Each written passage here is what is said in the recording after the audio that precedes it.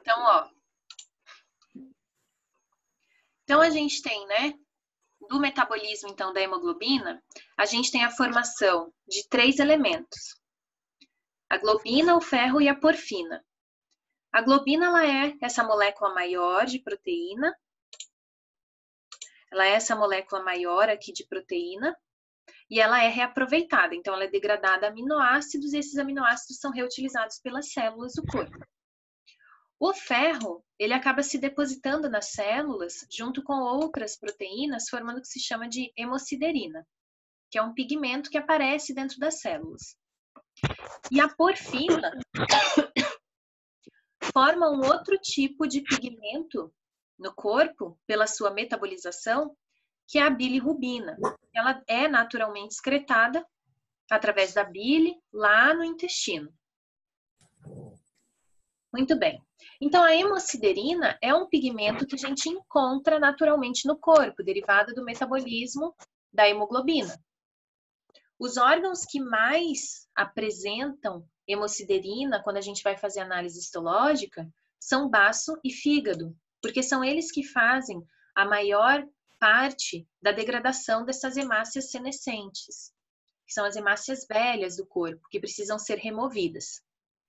Então, aparece mais marcada essa coloração por hemosiderina nesses órgãos. Mas a gente vai ter um aumento dessa pigmentação nesses órgãos quando esse animal passa por processos mais intensos de degradação de hemácia, como, por exemplo, doenças hemolíticas. Então, quando o animal foi infectado, por exemplo, por uma anaplasmose, uma babesiose, que são doenças que acabam levando à degradação das hemácias. A gente pode ter hemosiderina depositada no pulmão. E quando a gente observa a hemosiderina no pulmão, a gente diz que essas células que estão marcadas com hemosiderina são células da insuficiência cardíaca. Então, quando a gente tem insuficiência cardíaca do lado direito do coração, a gente tem esse coração sendo bombeado com uma velocidade menor, tendo um fluxo menor de sangue através do pulmão. Isso vai fazer com que as hemácias acabem ficando mais tempo no pulmão e isso leva essas células a serem degradadas no pulmão. E uma vez que elas são degradadas no pulmão, o ferro se deposita nas células pulmonares. E quando a gente faz histologia do pulmão, aparecem esses depósitos de hemosiderina nas células pulmonares, o que não é normal. Então, isso é um marcador de uma insuficiência cardíaca, que levou ao fluxo de sangue reduzido nos pulmões, as hemácias morrem nos pulmões e o ferro se deposita nessas células, marcando então as células pulmonares com hemosiderina. A gente tem também, é comum de encontrar hemosiderina em órgãos onde existe uma irrigação vascular e que essa irrigação ela é eliminada eventualmente, ou órgãos que sofrem hemorragia constantemente, como é o caso do endométrio. Então, o endométrio ele se prolifera, vários vasos sanguíneos se proliferam ali, e depois, terminado o estímulo estrogênico que induz a proliferação do endométrio, esse endométrio se decompõe. E nessa decomposição, o sangue extravasa no endométrio. Então, esse sangue extravasando, células hemácias morrem, ferro se deposita nas células do endométrio. Então, a gente encontra lá, no endométrio também, hemosiderina, de uma forma normal, natural. Hemorragias, locais de hemorragia muito intensa também vão ficar marcados com depósitos de hemosiderina. Então, essa hemosiderina, derivada de depósitos de ferro, ela se acumula em tecidos onde há excesso de ferro, como, por exemplo, o baço e o fígado. Esses depósitos podem ser locais ou sistêmicos. Animais onde a gente faz suplementação de ferro por aplicação intramuscular, Também pode acontecer marcação dessas regiões musculares com hemosiderina, porque a gente fez aplicação de ferro ali. Então, uma aplicação local de ferro causando depósito local de hemosiderina. Então, como que é essa coloração da hemosiderina? Ela tem coloração castanho dourado. Vou mostrar na figura. Então, ó, esses são depósitos de hemosiderina no baço de um animal. Aqui, numa amplificação maior, depósitos de hemosiderina. Então, são grânulos bem evidentes, né? Usando uma coloração especial, que é o azul da Prússia, a gente consegue marcar os depósitos de siderina com uma coloração mais intensa, permitindo a gente diferenciar melhor esses depósitos. Então, porque eles ficam com essa coloração azulada. E o outro pigmento que se forma a partir da degradação da hemoglobina é a bilirrubina. Bilirrubina que é derivada da porfirina, que forma o grupo M. Então, a porfirina, ela vai ser metabolizada no fígado. No fígado, ela é convertida em biliverdina, de biliverdina a bilirrubina, e a bilirrubina é depositada na bile e é eliminada através do intestino. Mas, quando existe hemólise aumentada, como, por exemplo, nas doenças que acometem as hemácias, anaplasmose, leptospirose, doenças que afetam as hemácias, a gente vai ter um aumento da produção de bilirrubina. Ou, quando a gente tem defeito hepático e o fígado não é capaz de remover o pigmento da circulação, ou seja, o fígado está impossibilitado de drenar a bilirrubina produzida para a vesícula biliar. Ou a vesícula biliar está impossibilitada de fazer contração e liberar a bilirrubina no intestino. Se a gente tem hemólise aumentada ou um impedimento da excreção de bilirrubina, a bilirrubina acaba se acumulando no sistema circulatório.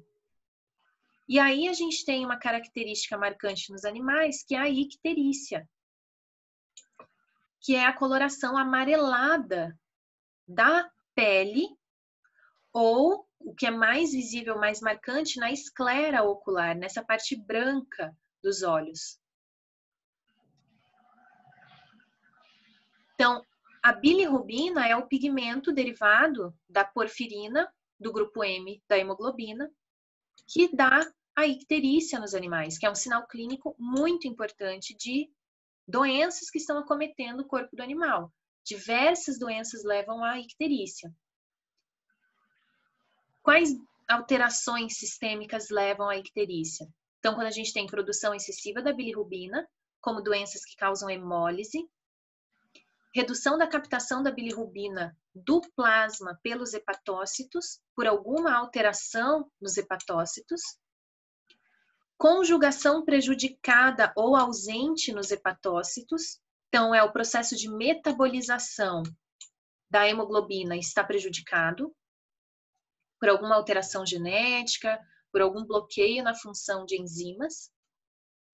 Quando existe necrose hepática, então uma vez que os hepatócitos estão necrosando, a organização tecidual do fígado, ela se perde, e com isso, os canais que drenam a bile entre os hepatócitos se desfazem, e com isso a bile, que continua sendo produzido por aqueles hepatócitos que estão funcionando, ao invés dela ser drenada pelos canais até a bile, ela acaba se espalhando no tecido e voltando para o sistema circulatório. E aí ela acumula no sistema circulatório, levando à icterícia. Família.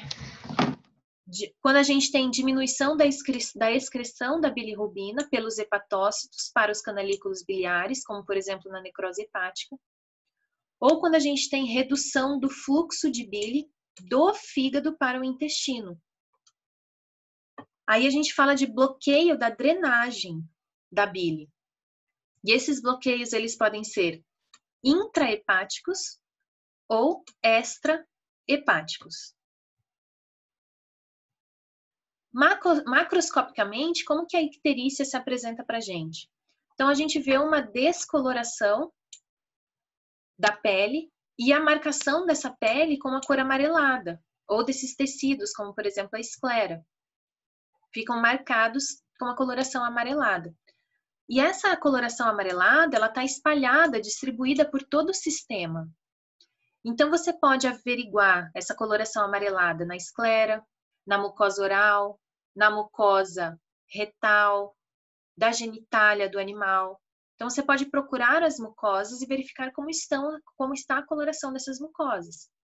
É mais difícil de você identificar em animais que têm pele escura. Mas aí a gente tem, por exemplo, a esclera, que é um bom local para a gente observar a coloração do plasma, né? Que está referente aí a essa alteração na coloração da icterícia. E na necrópsia, a gente pode verificar a icterícia porque o tecido adiposo ele fica marcado com uma coloração mais amarelada. Então, é diferente da coloração branquinha normal do tecido adiposo. Como eu falei para vocês, a bilirrubina derivada de bloqueios da drenagem do fluxo da bilirrubina produzida para a bile, ela pode ser causada, esse bloqueio pode ser causado por uma alteração pré-hepática, hepática ou pós-hepática. Pré-hepática e pós-hepática é o que eu coloquei aqui como bloqueio extra-hepático do fluxo biliar. Então, vamos lá. Quando que a gente tem icterícia pré-hepática? Quando a gente tem uma crise hemolítica. Então, quando a gente tem muita hemoglobina necessitando ser processada pelo fígado. Produz muita bilirrubina. A bilirrubina, para ela ser excretada na bile, ela precisa estar conjugada, ela precisa passar por um processo de metabolização que conjuga ela com uma outra molécula para ela poder ser eliminada. Se a gente tem muita bilirrubina sendo produzida, essa bilirrubina ela não se conjuga porque faltam essas outras moléculas para conjugar ela. E aí a gente tem acúmulo de bilirrubina no sistema circulatório. Lesão hepática. Então, uma lesão do fígado que leva ao bloqueio do fluxo da bile. Aí a gente tem acúmulo no sangue de bilirrubina conjugada e não conjugada. Por quê? Porque a hemoglobina, ela está chegando até o fígado. O fígado está conseguindo processar parte da bilirrubina. Mas parte da bilirrubina também não está sendo processada. E aí a gente tem o acúmulo tanto de bilirrubina conjugada quanto de não conjugada, porque o fígado está bloqueando a liberação da bilirrubina para a bile, a vesícula biliar. E a gente tem também o acúmulo de bilirrubina por uma causa pós-hepática. Aí, quando a gente tem, por exemplo, a formação dos cálculos biliares, que podem obstruir o fluxo normal da bile para o intestino. O que vai acontecer? Como é um bloqueio pós-hepático, o fígado está funcionando normal. Então, toda a bilirrubina que se acumula no corpo, ela está conjugada já, ela já está metabolizada. E aí a gente vai encontrar os órgãos e tecidos todos corados, mas não as fezes. Então, quando a gente tem um bloqueio pós-hepático da liberação da bilirrubina, a gente tem as fezes com coloração alterada, porque a bilirrubina não está sendo drenada para o intestino. Então, tem o animal com icterícia e com fezes alteradas. Aí você já sabe que tem uma alteração no sistema de drenagem da bile para o intestino. Essa bilirrubina se acumulando no corpo, ela pode ser eliminada na urina. E aí a gente tem também uma coloração mais escura da urina, decorrente da bilirrubina sendo excretada pelos rins. Então, ó, essa é uma figura que mostra pra gente a coloração mais escura do tecido adiposo, decorrente da icterícia. Então, acúmulo da bilirrubina no corpo.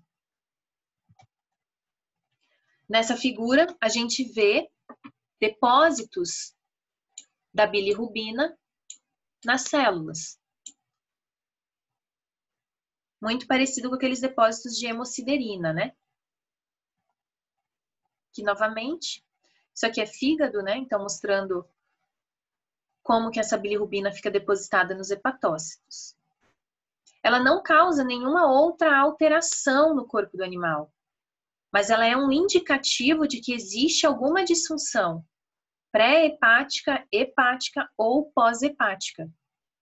Então, aí a gente tem que solicitar dosagem de bilirrubina, conjugada e não conjugada. Isso auxilia a gente a saber se é hepática, pré-hepática ou pós-hepática, as alterações que estão levando à icterícia. A gente pode ter a formação do que são chamados hematina. A hematina, ela só vai se formar, ela também é derivada de metabolização de hemoglobina, mas ela só vai se formar no corpo do animal quando é feito o processamento histológico da lâmina. Por quê? Porque o formol, ele é uma solução fixadora que é utilizada para preservar o tecido. Então, o pessoal que trabalha ali junto com a professora Maria já deve ter ouvido falar em formalina. Lá na anatomia, a gente trabalha com a formalina para fixar os tecidos. O formol, ele pode ser produzido com pH ácido ou com pH alcalino. Quando o formol está com pH ácido e ele reage com a hemoglobina depositada nos tecidos, ele forma um pigmento que é chamado de hematina. Essa hematina, normalmente, por exemplo, no fígado, ela vai estar relacionada com o depósito de fezes por alguns parasitas, como, por exemplo, a facíola hepática, facíola magna, que são parasitas do fígado. Eles ficam lá se alimentando de sangue, de restos celulares, e as fezes desse parasita formam essas hematinas, que é um tipo de metabolização da hemoglobina, e a hematina reage com o formol ácido e marca o tecido com uma coloração específica. E para o histopatologista, isso é interessante quando ele está fazendo análise de fígado, por exemplo, porque permite a ele identificar se aquele indivíduo estava sendo parasitado por algum tipo de parasita, né? Como, por exemplo, a facíola, ou lá no pulmão, o ácaro também forma esse tipo de metabólito da hemoglobina, que é esse daqui. Então, para o histopatologista é interessante. Então, ó, é um pigmento derivado da formalina, do processamento histológico. Se a gente pegar esse tecido, o fígado, e fixar o fígado com outro tipo de fixador, como, por exemplo, o alfaque, é um outro tipo de fixador que se utiliza muito na rotina da patologia, a gente não vai ter a formação desse pigmento. E daí fica mais difícil da gente identificar se esse animal estava ou não parasitado. Mas se você usa formalina ácida, você consegue identificar. É um artefato microscópico, né? Então a gente só vai visualizar isso quando a gente observa a lâmina. E ocorre quando o tecido rico em sangue entra em contato com a solução ácida de formol. Então, aparecem esses depósitos aqui, ó, escuros, enegrecidos, bem definidos e granulares no fígado aqui, por exemplo. Então, ó, a gente fala que quando esses animais estão infectados por Fascioloides magna, ficam esses traçados enegrecidos, eles são decorrentes, eles formam o que se chama de traço de migração do parasita. Esse pigmento formado no pulmão, decorrente desse ácaro, né, também é derivado aí da metabolização do parasita, então identifica pra gente que esse animal estava sendo parasitado por esses organismos aí. Então, olhem só como fica o fígado, marcado pela formalina ácida. Então, essas regiões escuras aqui são regiões onde a gente tinha, ou tem ainda, né? Depende, dá para tirar, às vezes aparecem algumas fascíolas ainda aqui. Essas fascíolas degradando aqui o tecido hepático. E quando a gente analisa esse tecido na histologia, a gente vê esses depósitos enormes de grânulos enegrecidos, resultado então dessa interação com o formol. Um outro pigmento derivado da hemoglobina é a porfíria. Só que a porfíria, ela só vai aparecer em animais que têm uma deficiência congênita na síntese do grupo M. Então, ó, síntese do grupo M. Então, uma deficiência congênita. E o que a gente vai identificar nesses animais? A gente identifica dentes e ossos com coloração rosa. Então, fica uma marcação rosa nos dentes desses animais.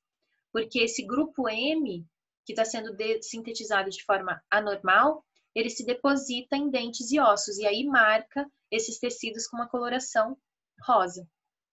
Então, ó, esse animal aqui, ele tem o dente, a dentição mais rosa do que o normal.